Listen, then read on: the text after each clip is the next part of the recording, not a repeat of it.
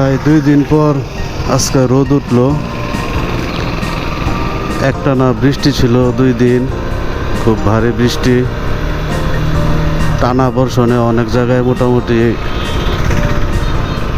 অনেক মাঠ তলিয়ে গেছে, অনেক রাস্তা, নিচু রাস্তা যেগুলো এগুলো তলিয়ে গেছে। তো এই জন্য আজকে মোটামুটি বেরোইলাম। তো রোদ, পরিবেশটা অনেক সুন্দর লাগতেছে। অনেকদিন যাবৎ ভিডিও করা হয় না, তো ভাবলাম যে একটু আজকে ঘুরি, ক্যামেরাটা ঠিক আছে কিনা একটু দেখি। অনেকদিন যাবৎ পাহাড়ে যাব করে যাওয়া হচ্ছে না আবহাওয়ার কারণে।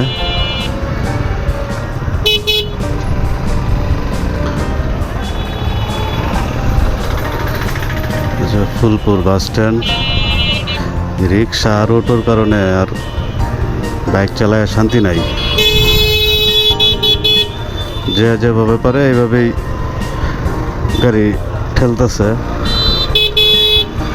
কোনো সিগন্যাল নাই, কোনো নিয়ম কানুন নাই।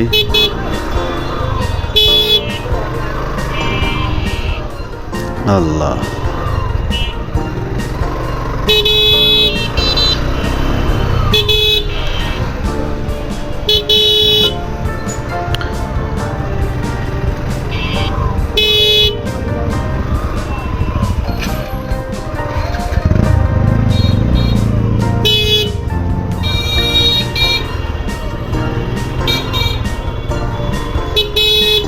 তো যাবো খরিয়া নদীর এইদিকে, ওইদিকে গিয়ে দেখি কি অবস্থা, পানি কেমন বৃদ্ধি পাইছে।